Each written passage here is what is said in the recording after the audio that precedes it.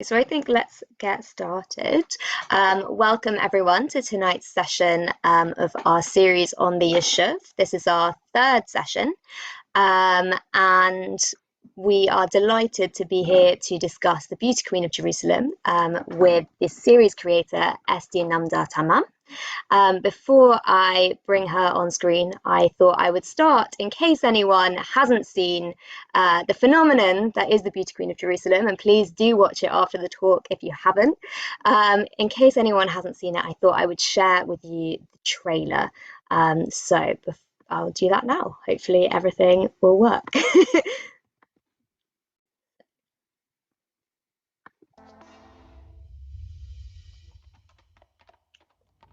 Are you going to Scarborough Fair? Parsley, sage, rosemary, and thyme. Remember me to one who lives there. She once was a true love of mine. אני יודעת שלא רצית להתחתן איתי.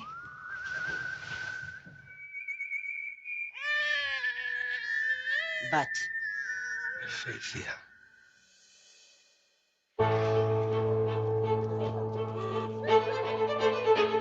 את יודעת איך את יכולה לדעת אם בחור אוהב את השמלה שאת לובשת? לא, איך?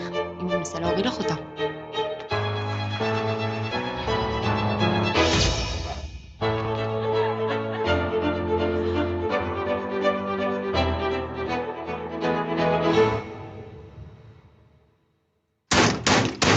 Remember me to one who lives there.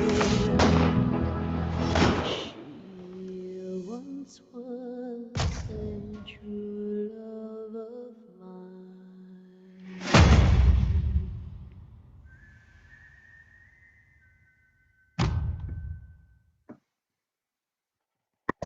So that was the trailer, and so I hope that has given you a flavour of the conversations that we are going to be having tonight. So without further ado, I'm going to invite Ester Namdar Tamam to join us. And Ester is Ester is an Israeli screenwriter and showrunner. She's head of drama at Artsa Productions, which is the production company that made The Beauty Queen of Jerusalem. And she's also a professor at the Steve Tisch School of Film and Television at Tel Aviv University. So welcome, Ester. I'm delighted to have you with us this evening. Good evening. I'm happy to be here. Thank you for inviting me. And I wonder if you could just start by outlining maybe like the premise of the series. Again, for anyone who hasn't seen it yet, just like where does it kind of start and take us? Well, the series is, first of all, the series is based on a book of the same name, a novel, which is, I think, the biggest bestseller in Israel for forever. I mean, this is the biggest big seller, I mean, that's ever been in Israel. The book tells this story, actually, it's the life story, the family story of the author, Sarit Yishai-Levi. And it tells the story of a Sephardic family, a Jewish Sephardic, of course, family in Jerusalem, starting the late 19th century, during the time where the Ottoman Empire was ruling Israel or Palestine.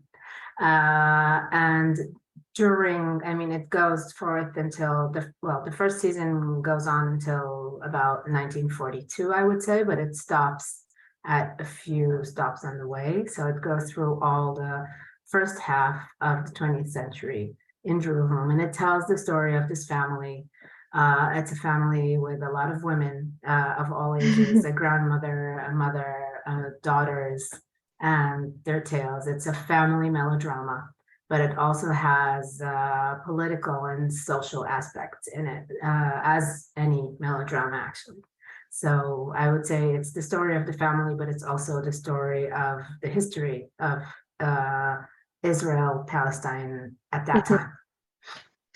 And it's interesting. I didn't realize that it was the author's life story. I didn't realize there was a family connection. Well, it's, a lot of it is fiction, but a lot of it is based Mhm. on her family stories. And I could say that a lot of the stories in the television series is based on our family stories. I mean, this was part of the work here was bringing in our family histories Mhm. and stories and tales into this show. So it's kind of like a historiography of when I say our, I mean the creators of the show. Mhm. It's me, Shlomo Mashiach, the head writer, and Leah Davidov, who's the director. And we all brought in our own stories of our families coming to Israel or living in Israel. And that's the kind of show that this is. It's a So family yeah, it was show. going to be my next question was kind of what drew you to adapt this story, and also why Artsa was the company that was the best fit to adapt it. You know, what made that combination? Well, I think outside in the DNA of this company, there's something it's very family oriented and is also very Israeli. Arta has a very big part in Israeli culture, contemporary Israeli culture and television. It makes some very significant television shows in Israel, both comedy and drama. And I think arts has a special, how could I say, has a special relationship with the book and with Sarit Yishai-Levi, and so it was only natural that it would come to us. I think the book itself is a gift. I mean, it's a book that if anyone has read it, there is an English version of it, and you're very, very much invited to read it. It's fascinating. And I think if you read the book, you can see that it's so rich with stories and characters that it's just it's just asking to be adapted to the screen, because it's all about like colors and food and the market, the Machne Yehuda market, way back at the 19th century. So all that together is kind of like the flavors and the smells and the color and the personal stories are just asking to be on the screen. So I think this is the reason why we chose this book, and it was a very good choice, I have to say. It's gone well for you. So speaking of flavor and color, I wonder if I could show you a clip from the opening, where you really get a sense of kind of throwing us into that world that is very it's multicultural, with obviously this focus on a Sephardi community and family. So I'll just show that and we can talk about it.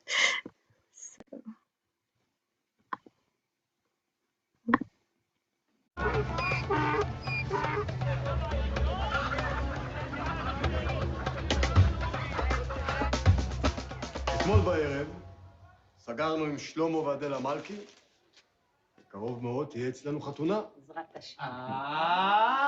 הבן שלי, גבריאל הרמוזה, עם אסתריקה מלכי. מזל טוב!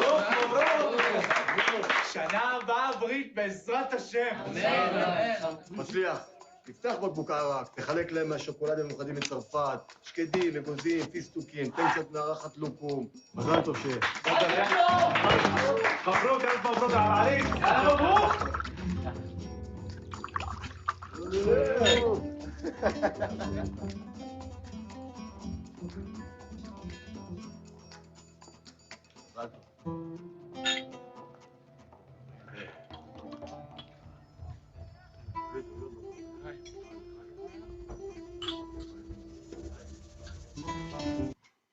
I'll stop that there before we go into another subject. I love that clip because I feel like it really, you get a sense of the richness of this community that's there, and also who their neighbors are as well. And I just some people here will know that Sephardi culture is very important to Jewish Renaissance. It's a big part of what we do. So it's another thing that kind of grabs you from this series is that it's rooted in that particular type of Judaism. So I wonder if that was, you know, an important thing for you to highlight as well, and what ways you kind of signposted that difference in culture, especially because, sorry, Netflix is going off, especially because you know, the culture that we are used to seeing on our screens, maybe from America and here and places, is Ashkenazi culture when it comes to Jews. So yeah, I wonder how you felt about signposting Sephardi culture. So, well, first of all the creators of this show are Sephardic. I come from an Iranian Jew origin, and I was born and raised in Jerusalem. Oded Davidov, the director, comes from a Bukharic Asian origin and was born and raised in Jerusalem. And the head writer Mashiach is Sephardic, comes from a Bulgarian Sephardic family that was living in Yafo, and his history has so much in common with the stories of the show. And so this has a lot to do with our heritage and and we wanted to bring this story to the screen because we feel like it hasn't been told in drama so much. I mean, have you watched this all, any of you? Yes. Okay, so usually when you see stories about Jerusalem or religious people, you would see the Ashkenaz Hasidic kind of communities. And I think it was important to us to speak about this very specific kind of Judaism and ethnicism that had, that was very powerful at that time, because those were the elite of the time. Now, anyone who knows a little bit about the history of the society in Israel knows that very soon after, around when the country was created or became independent in 48,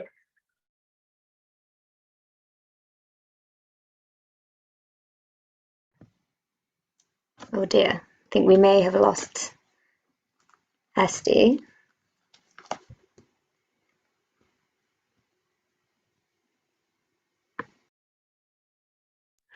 While we're seeing if we can get her back, should we maybe watch another clip from the show? Yes. Let's see if I can find something that will be well, I can keep watching. We can keep watching that clip if you'd like to see what happens next. I'm just aware that there's other topics that will come up. Let's have a look. Let's do that, and I'll see if we can get her back. Yeah, all right, we'll keep watching for a bit. Oh, no, okay. I will share that then.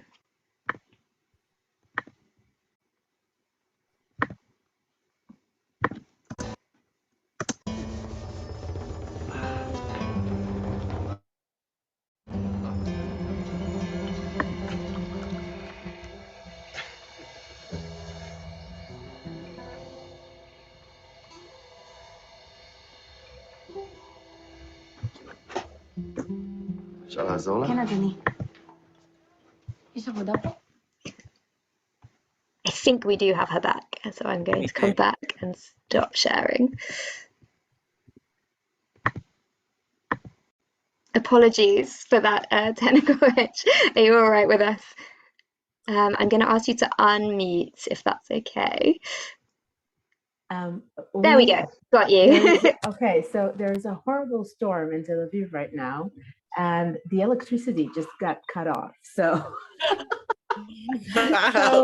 in the middle of Zoom, I'm switching to my cell phone and a dark background, and this is Tel Aviv in the dark. So there's nothing like a live broadcast, you know. It's a dramatic twist. There you go. Well, thank you for coming back. So I think we were talking about Sephardi culture. What was if we move on to something related but slightly So here, as I was saying, well, we all come from Sephardic families, and this was very important to us to tell like this narrative of our family and our heritage. But more than that, I think Israel, ever since Israel became Israel, there was an Ashkenaz elite that was running this country and did a very good job, I have to say. But it kind of shifted the whole sociological and demographical situation, and the way that Ashkenaz were looking at Sephardic were, they were way up in the hierarchy. And so we thought it would be really interesting to explore a time when things were the other way around, when being an Ashkenaz was considered, something you don't marry to, or, I mean, it's just, we thought it would be an interesting trick. And I think for an Israeli to see that, it is kind of like the opposite of what you used to see. And we thought it would be interesting to explore that kind of, society. Yeah, and it's not just that it's the opposite in social order. They are really disparaging about Ashkenazis. The association would be so degrading. Yes. And also, I think the portrayal of the Ashkenazis, you do get the sense that they are poorer, that they are less established, and their type of Judaism seems very kind of alien in this setting, right? So, and this was true at that time. This was true at that time, and so it was very interesting how like they recreated this character of the Tzabal, who is an Ashkenaz Jew, like it's even a Russian Jew, a communist Jew. I'm sorry about this weird frame. I'm hearing it's okay. Still very interesting. I mean, I can join you and turn my light off, but I don't think it would. I hope it makes the conversation interesting. Did you find like any, surprise, but also, negative reactions to this portrayal of Ashkenazis in this way, or of the relationship between Sephardi and Ashkenazi? Actually, no, I haven't. I have to say, I think everyone, first of all, I think everyone got the humor in it because, when you look at the situation that was completely different a few years later and you turn it over, it becomes, there's something comic about it. And when every once in a while Melkada would say, don't do that, we're not Arabs, or don't do that, we're not Arabs. And so, I mean, it's the funny thing is that the Sephardic Jews were called Arabs in many occasions. And so this is all part of like the humor and the irony that we were trying to create. And I have to say, we got complaints about several things in the show, but not about this one. It just made everybody laugh. So fair enough. I mean, there are lots of the shooting. There are, a lot of tensions that the show brings up. I mean, I think what's interesting is that there are various players, whether it's, different types of Jews, there's Arabs, there's the British, there's Arabs in other countries, like in Lebanon. But at different times in the show, those are friends or enemies, and the show doesn't settle on any of those relationships, right? There's no given that this person should be an enemy and this person should be a friend. So I wonder if, what were the choices around, how that society was shown, the kind of diversity and the kind of fragmentation of it.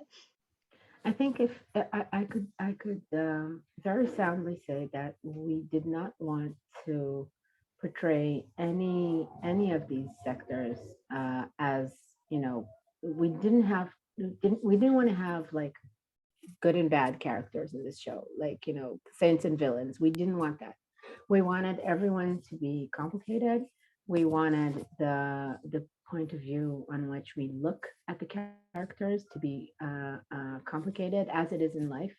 At that time in the Yishuv, the Jews and the Arabs were perceiving the British as, how could I say, not very welcome around.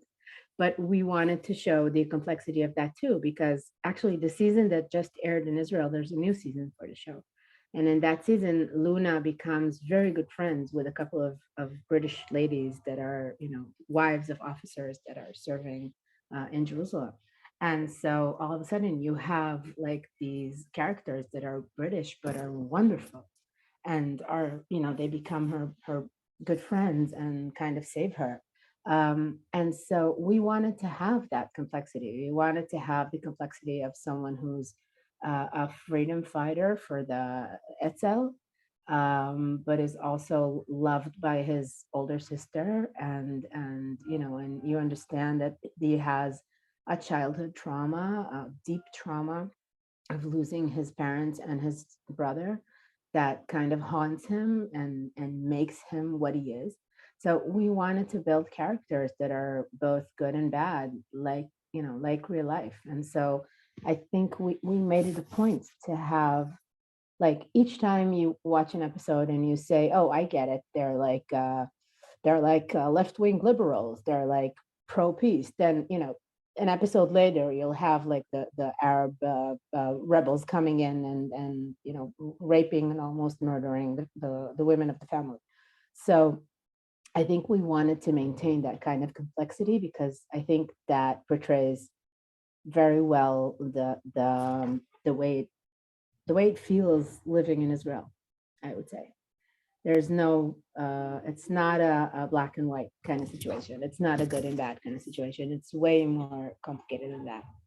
I think you do a very good job of showing that complexity through this kind of, the narrow focus of the family, where, you've got Rosa's loyalty to her revisionist terrorist brother. You've got, the just trying to get by with the shop to and a a socialist. a Mapai, a socialist. Exactly. And it's like, it's whether the family is more important than the country or the, the community and all of these different poles. But equally, in relationships with Arabs, you've got Gabrielle, who has an Arab mistress, sorry, spoilers. But, at home, that's not a friendly relationship that you see. And I think it's very interesting to tease out all of these complexities through these very colorful characters.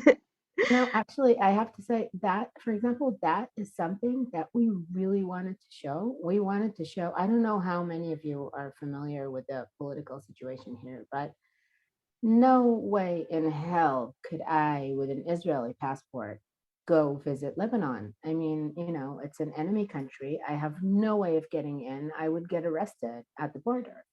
But then the Jews from Jerusalem would go. They would travel. They would go to Lebanon. They would go to Syria. They would, go to Egypt to shop.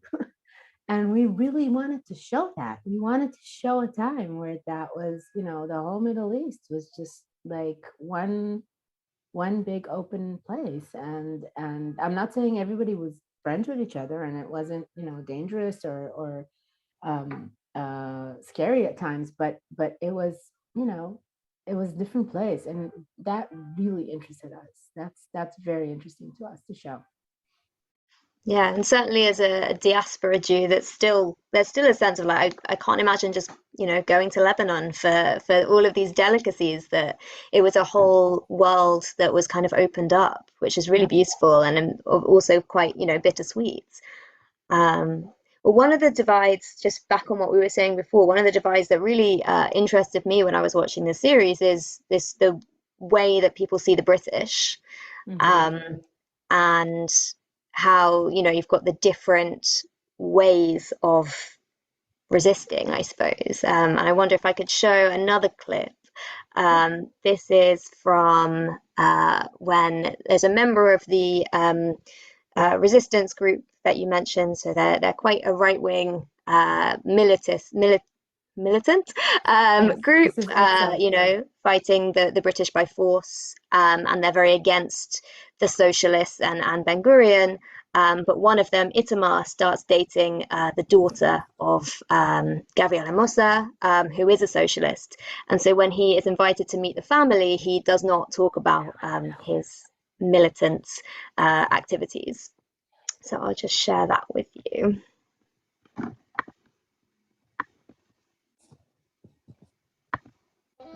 אני חושב, כן, אבל בינתיים אני רוצה לעבוד במשהו וגם להתנדב, לעזור ליישוב בירושלים, בארץ. יפה, יפה, יפה. ואיפה חשבת להתנדב, איתמר? יש כמה אפשרויות. אני חושב להצטרף... את זה ראית, איתמר? זה אבא שלי עם בן גוריון. בכנס של ההסתדרות. בן גוריון אז כיבד את כל הנוכחים בלחיצת יד לתמונה. לשאלתך, אדון מוזה, אני חושב להצטרף להגנה. יפה, יפה מאוד. זה בדיוק מה שצעירים צריכים לעשות עכשיו. תגיד לי, איתמר, אתה חבר הסתדרות? לא. אם אתה רוצה לעבוד, אתה חייב להיות חבר הסתדרות. בפעם הבאה שתבוא הנה, אני אביא את הניירות שתמלא. אנחנו הרי ניפגש עוד, לא? בטח שתיפגשו עוד. So yeah, that was the young Itamar pretending to be a socialist to impress Gabrielle. So I think, yeah, it's interesting throughout the series for both parties, there is a wrong and a right way to interact with the British. But the series doesn't say which they think is the right way and the wrong way to interact with the British. So did you feel that in the end you have come down on either side, or you left that very open? That was our intention. I'm very glad that that's what you felt.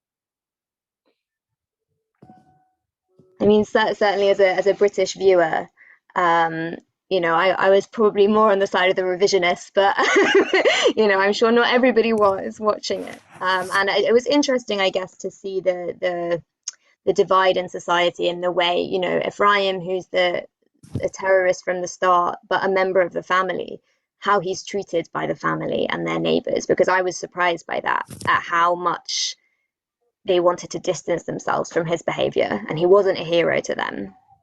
Well, he did murder their neighbor's daughter. That is true. Spoiler. But yeah, was this tapping into you know, contemporary conversations around acceptable force and correct ways of resisting with these very live discussions? Mm-hmm. So yes, I thought if I bring up just another clip that kind of takes that in a different direction, I might need to mute for a second.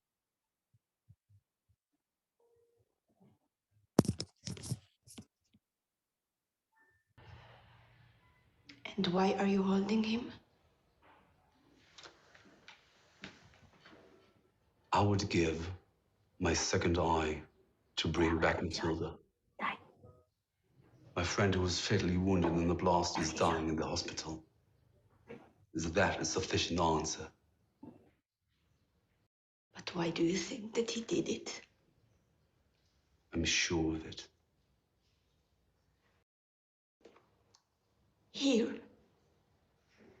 in this place, the Turks hanged my other brother and killed him. Please, I want to see my brother now.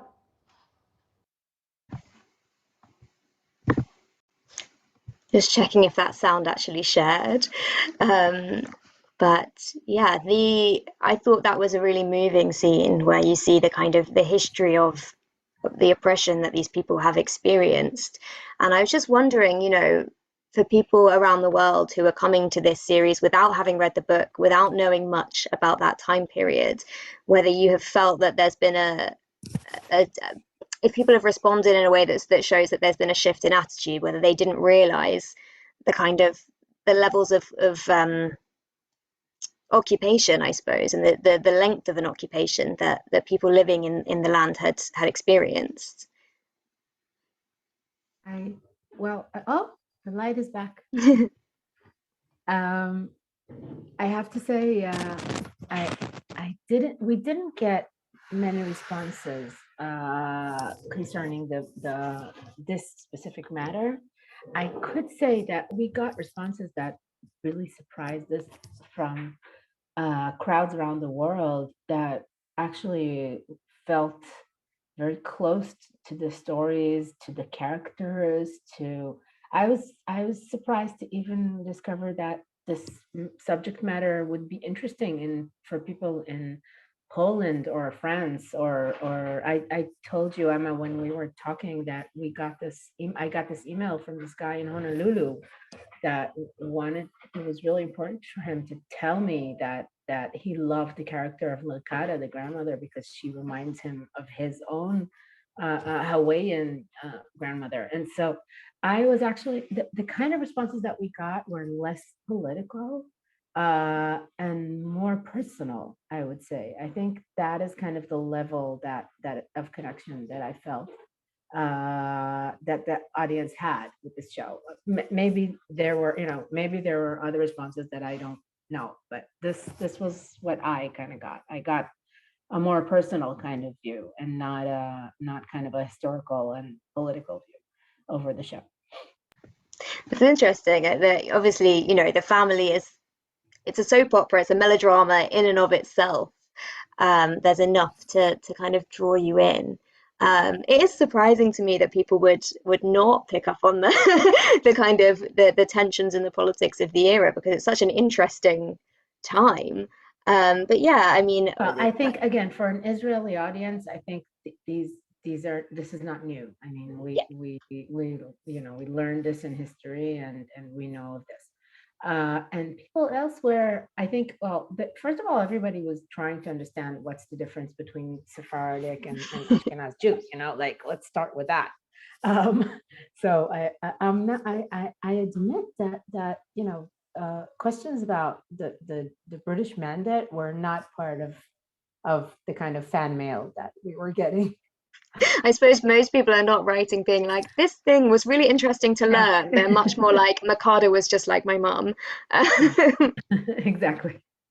Or like poor Rosa, or my daughter is just like Luna and she drives me crazy. That we got a lot of that kind of response, more than a historic kind of. I think there are always in period piece, as in The Crown and all kinds of shows that are dealing with very specific times in history. I think people are sometimes looking to tell you how you were wrong about things.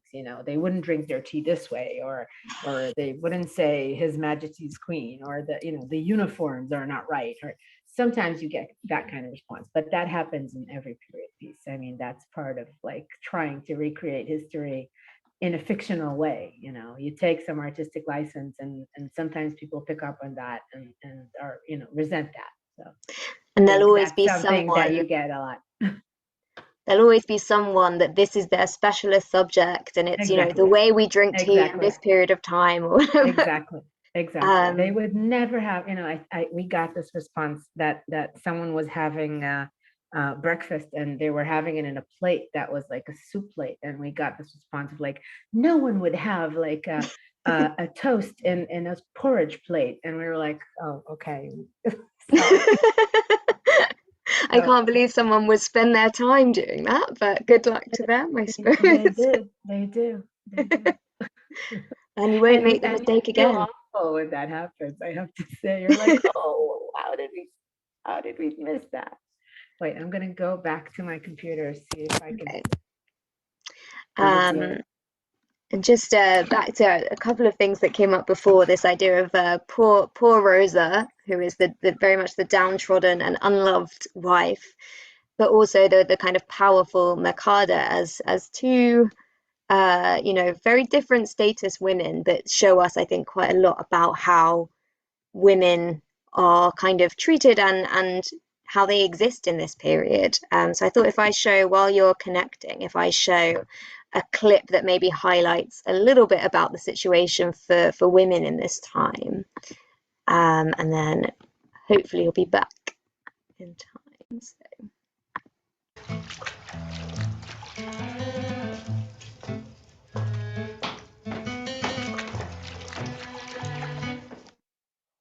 מספיק עם זה? אתם מבינים למה אני נשאר פה? כי איך שאני אלך, אתם עוד פעם תהפכו אותה לסמרטוט. זה בסדר, אפרים, זה לא קשה לי. זה בסדר, מה זה עניינך? זה הבריאות של אחות שלי, זה מאוד ענייני. אפרים, אני יכולה. רוזה, אם אני לא הייתי פה עכשיו, את היית בבית חולים מרוב עבודה. אני מבשלת, מנקה, מכבסת כל יום, אף אחד לא לוקח אותי לבית חולים. אבל אם אחות שלך לא תתחיל לעזור לי קצת יותר, אז אותי ייקחו לבית חולים. אני מאחל לך עד 120, מלכדה. בואי, רוזה, בואי קצת החוצה, נצא לאוויר.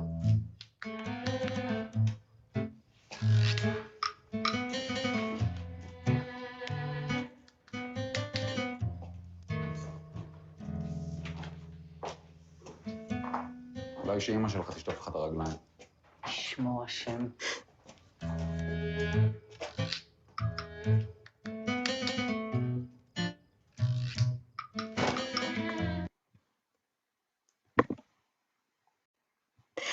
So yeah, we've got the very kind of downtrodden woman who, she can't. The women, her and Victoria, they can't read. They're very restricted in their lives, mainly to what we might consider domestic labor. And yet you've got Makada who runs the show and who basically controls everybody's lives. So I Including wonder their if you could son, say. who's like the patriarch, so-called. Exactly. So I wonder if you could say a bit more about kind of what those sort of matriarchal dynamic Yes, that you absolutely. were creating. Well, I think when we were thinking about how we're gonna tell the story, we always try to think that we're telling an old story, but we want to talk about modern issues. And I think, one of the main modern issues of our century is, I would say, the relationship between men and women, not in a romantic way, but in a social way. I mean, the whole gender issue and feminism is a big deal. And I think to look at a time where literally a woman would wash her husband's feet when he would come back from work, and could not go to school, and was illiterate, and was confined to her home, and would not work, and et cetera, and would be wed to whomever her parents thought would be right, and so on and so forth. I think dealing with that kind of era, but doing it with the modern tools that we have of our time, of postmodernism, is something that interested us. And I think the way we are doing it is through showing the conventions of the time, of like how life was for women, but also showing that within the family's hierarchy there was actually it was a matriarch family. I mean, the real matriarch of the family is Melkada, and Gavriel, who's like the man of the house, has very little say, and is, he tries to stand up to his mother and sometimes do something that he wants, or he runs off to Lebanon, but mainly he's controlled by his mother and by this curse of the family, of not letting him marry the woman he was really in love with. And so I think that is something that was interesting for us, and we continue to do that in the next season too. In the next season, we have the little sister Rachelika. She wants to go to university. We have Rosa. I'll do a little spoiler for you for the next season, if that's okay. We have Rosa taking over the family's delicatessen, because Gabriel is unable to do that, and we have quite a few stories about women empowerment in that time, and within the constraints of that time. So this was definitely something that we wanted to look at with modern eyes.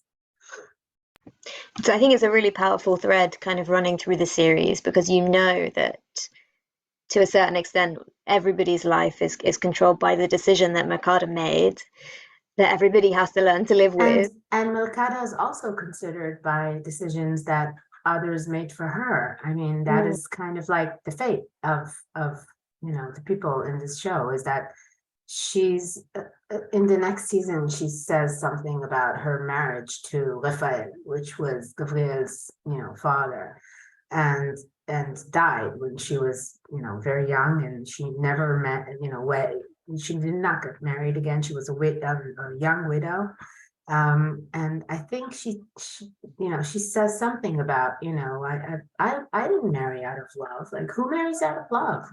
What do you expect of life? Like, how do you dare expecting to have a life partner that you choose? Like, what? So I think it's about like fate, and it's about more and more generations doing what other people decided for them, and the place of free will and individualism in that kind of traditional cycle of things. Which you add to kind of Jewish guilt, and it becomes, a story that we will know, I suppose. I have one last question for you, and then I'm going to open it up. There's a couple of questions from the audience, and please as well during this next answer, if anyone has any questions, please do send them over to myself or Aviva.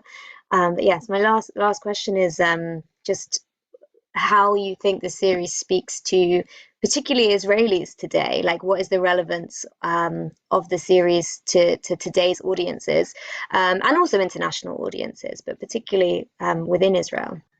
Well, I think, first of all, Israel has quite a few social issues that, we're dealing with. And internal political issues that we're dealing with, of issues of left and right, issues of freedom of speech, issues of,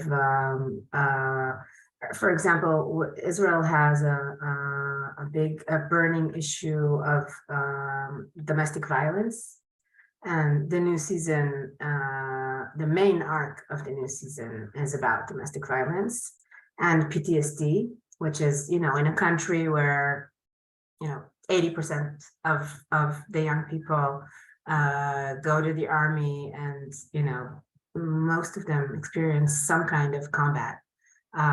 We have a lot of people with PTSD here in the country, and that creates all kinds of complexities. And so that we try to deal with issues that are burning issues in Israeli society today. I think there's the one thing that is unfortunately always true in Israel is that there is always an issue between Israeli Jews and Palestinians and Palestinian Arabs, or what you would call the Israeli Arabs. And that has been an issue way before this country became Israel. And I think one of the points where it was really mind-blowing is that I was watching episodes. As a creator of a show, you watch the episodes as they're being compiled into an episode. And so you get something called a rough cut, which is like a blueprint of the episode. So I was watching episodes to give notes to the editors, and I was watching the episode of the Arab riots when raging Arabs come into the house and scare the women and rape Rosa and almost kill everybody. And this was a real thing that happened in Jerusalem. Many houses were open. There were murders. It was like a pogrom in Jerusalem. And I was watching this rough cut and some very hard scenes. And then all of a sudden the television kind of, the episode ended and television switched right into the channel that I was watching before. And that was the evening news. And the evening news was showing riots that were taking place in Akko at that specific day around, I don't know how familiar you are, but there was like another attack from Gaza, and there was this whole thing. And there was like 2 years ago, there were riots. And all of a sudden it switched from like a dramatic fiction scene of something that happened in the early 20th century into something that's happening right now in this, like 30 kilometers from where I live. And it was mind-blowing to see that it's similar, like it's the same old thing happening over and over again. And it was crushing. I was devastated by this.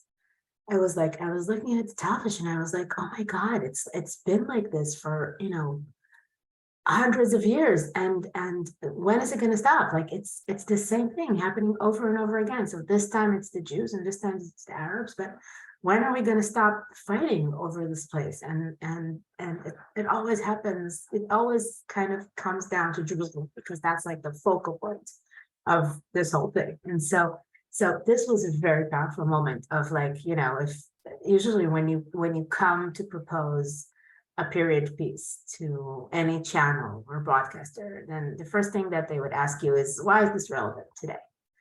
And this was kind of like the answer. It's relevant today because this bleeding issue, conflict, is still very much alive. And so this was just a wake-up call of like, wow, we're doing something that's extremely relevant. So I think that's the answer.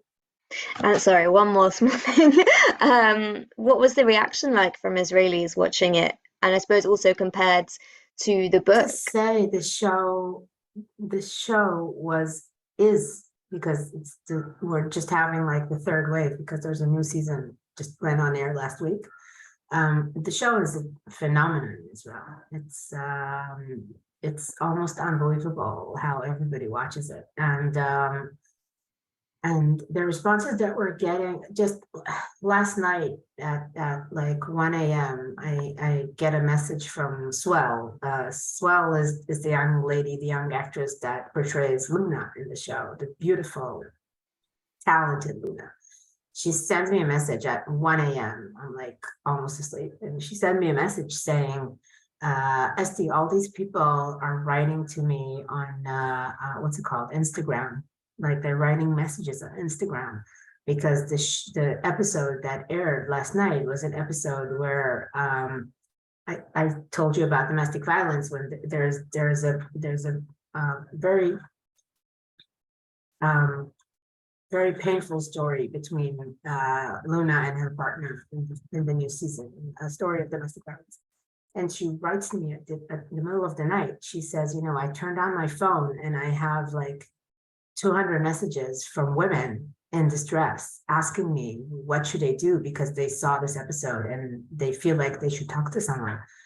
And you know, at the middle of the night, we're starting to like get in touch with like organizations that can support, you know. So there's something about this show that people feel very close to. They feel like, you know, you kind of like you let them watch what's going on in your kitchen or your living room.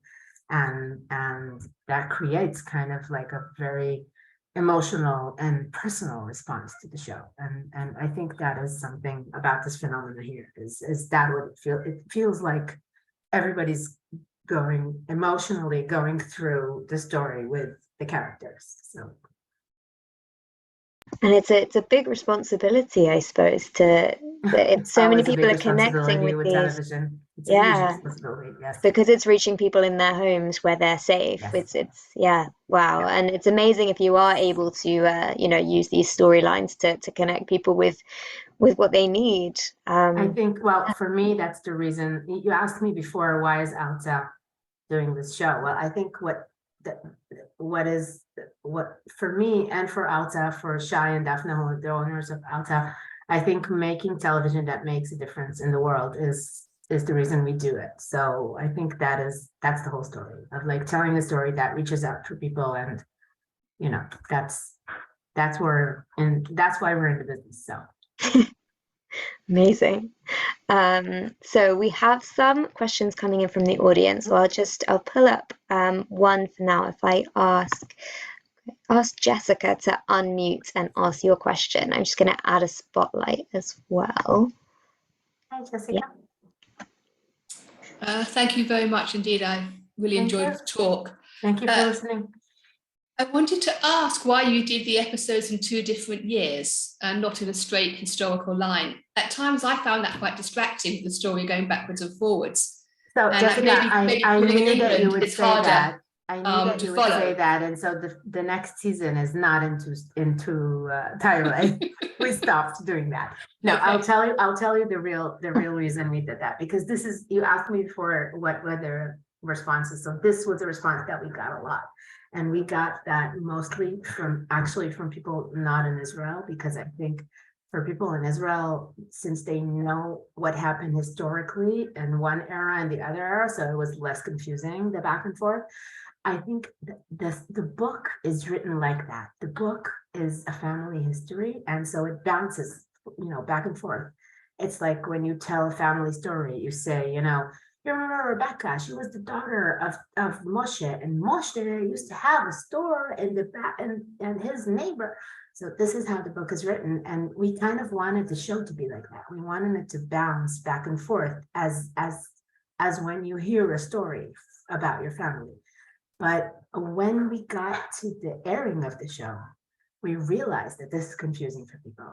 And I have to say, in the international version, we toned that down a little. We edited a little less, bouncy with the back and forth.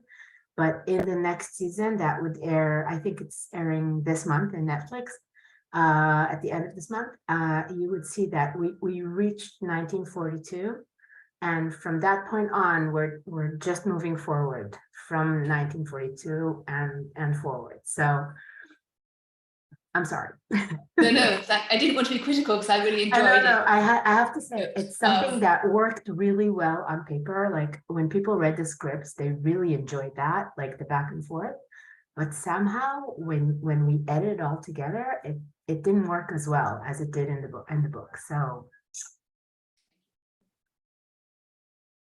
I have to say, I'm the kind of person who spends a lot of time being like, okay, so if it was 1938 then, and it's now this time, so the character must be this old now. And so I enjoyed the back and forth, but it did take me out of it sometimes because I was trying to work out how old everybody was. But I'm sure not every viewer is like me. Yeah, so we've had a couple of questions that I think I'll just kind of run through because they're kind of grouped, which is to do with how they relate to the book. So the first is because it's called The Beauty Queen of Jerusalem, which is obviously the title of the book. Was there any confusion at no point is she kind of a Miss Israel or whatever? She's not a beauty queen. No, so was anyone we ever misled? Well, we researched that was there really a beauty queen contest at that time? And there were, I think, a little later, but eventually we decided that there's not going to be a real contest.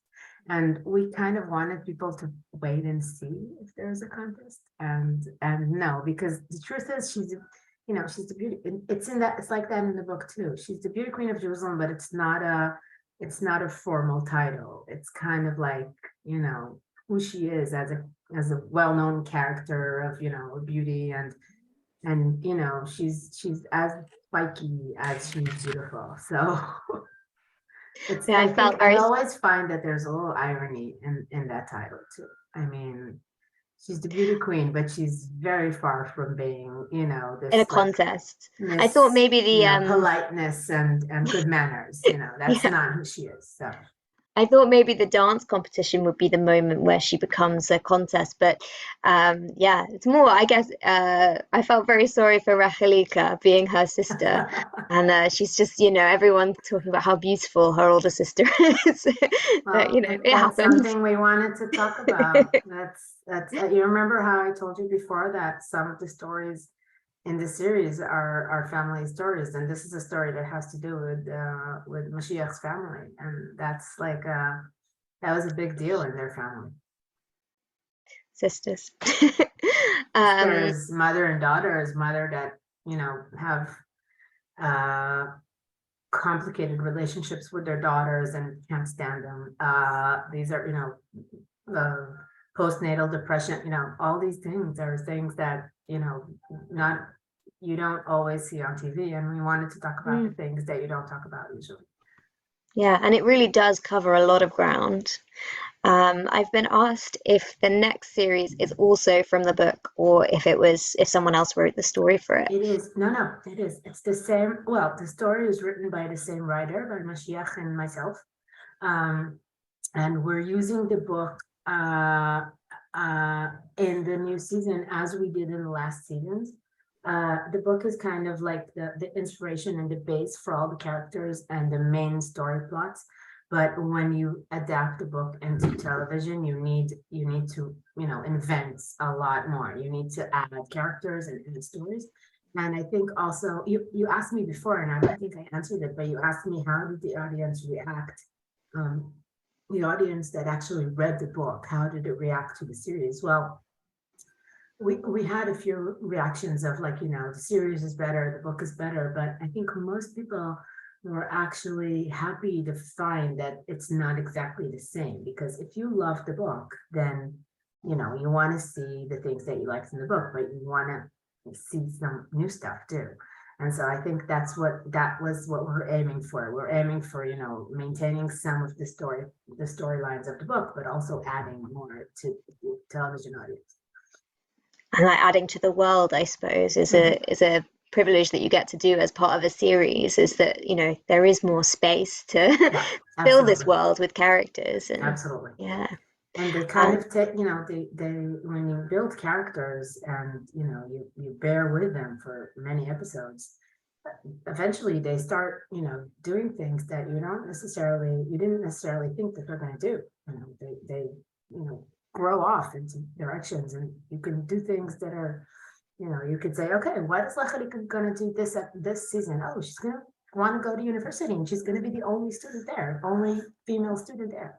Or, you can do things because you already know the characters. They're like people that and you can, imagine what they would want to do in their lives. So it's really nice that you feel the kind of ownership to take her characters forward and just where do they go, as opposed to staying, very true to the book all the time. It's really nice that it's yours now. I've done many adaptations. Adaptation is something that I'm very consumed in, I would say, in research and in writing. And I've been doing many. I did an adaptation for a Gnon. That was like my first adaptation. So I'm really interested in adaptation. And I think that the best advice I got for adaptation was from my teacher, Professor Hefner, who told me, Esti, don't worry about the original book. That was written already, and it's always going to be there. You have to worry about the new piece of art that you're making, and so you have to add something. You can't just copy paste what's in the book. So I think that's kind of like the motto that I'm trying to work with in adaptation, is like, being respectful to the original, but also adding something for the new audience that wants to see something more. Just do it in a respectful way. And you've definitely left us hungry for more. I'm excited to see the new season when it comes out internationally. I hope you like it. And I don't think we have any more audience questions, so I'm going to invite Aviva Dorch to come back and say a few words. But thank you from me for a really fascinating conversation and for sharing some more insights into the show. That was lovely. Wonderful questions. Thank you. Yeah, and a huge thank you from me as well, from all of us at Jewish Renaissance. In a moment, I will ask everyone who's watching on screen to unmute and give you a proper thank you. But just before, I wanted to ask a question and then make a comment myself and lead us into next week. So I've been teaching Amichai recently, Yehuda Amichai, and I found this quote he said in 1965, which was when he first began to be translated into English. So until 1965, he's only ever written in Hebrew for an Israeli audience. And then he started being translated into English. And he compared himself at that point to Josephus, who wrote the history of Islam. I mean, only Yehuda Amichai would compare himself to Josephus, right? But in a modest kind of way, yes. I know. But he said, Josephus lived through the wars with the Romans, but then he wrote about Jewish history for the non-Jews, for the Roman audience. And he said, and the question to this day is, was he or was he not a traitor? And there is Amichai saying to himself, I can say these things in Hebrew to an Israeli audience, but the minute I become translated into English and read by a diaspora audience, potentially a non-Jewish audience, I have to ask myself if the things I say are being read differently. Are we talking about like not washing your dirty laundry Absolutely. outside? This is a Victoria question. Did you have those kinds of discussions when you realized that this was going to be international? Okay, so I'm going to be honest about this. When we wrote the show, we did not write it for Netflix. We wrote it and we produced it for the Israeli broadcaster, Yes, that funded and produced the show. So we were not thinking about the international audience. We were thinking about the Israeli audience. That's the truth. And also, I have to think, if you start if you start thinking about what would people think or what would people say, am I being representative enough? Am I bringing out the Brits as good or bad? Am I, I think once you start doing that, you make the television that you make is not as good, because it becomes didactic and it becomes kind of restrained, and it's, when you start being really cautious about what you say or you can't say or you can't say. So I have to say, when you write and when you create a show, you really try not to censor yourself in that kind of way, because that makes the creation less authentic.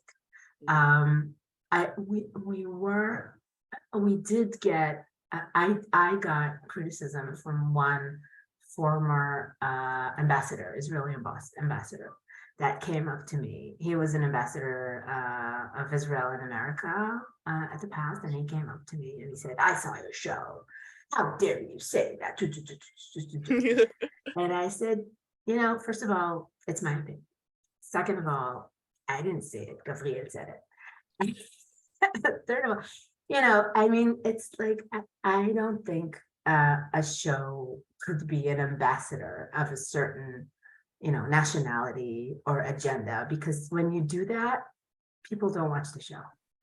It takes something out of the authenticity. And again, I think what was really important to us is that we're not taking any specific side on this, that we keep bringing the complexity of everything, of the complexity of not only political issues or what did or didn't happen in Israel at that time, but also about everybody, about all the characters. All the characters do shitty things, but you still like them.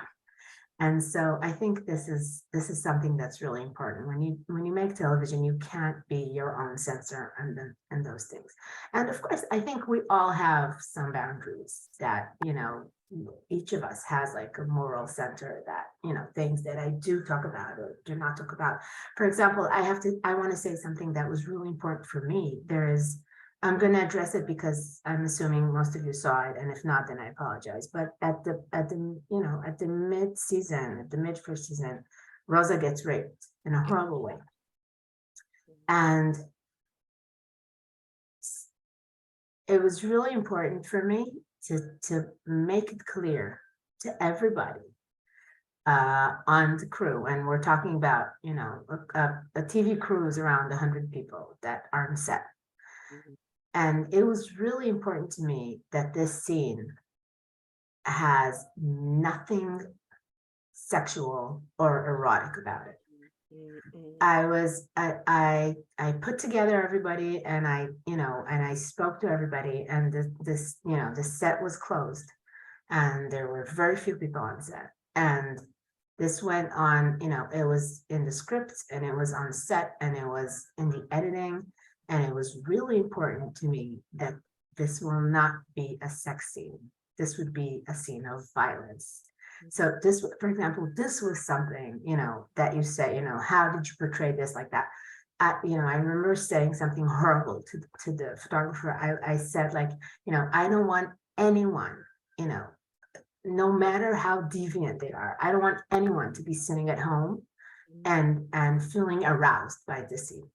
Okay, I pure violence, no sex. And so this, for example, was something, when you talk about, you think about how the things that you create are going to be perceived. This was really important to me to say, rape is not sex. So this was something, so some things were, very, I don't know, maybe we didn't succeed, but we definitely tried. So this.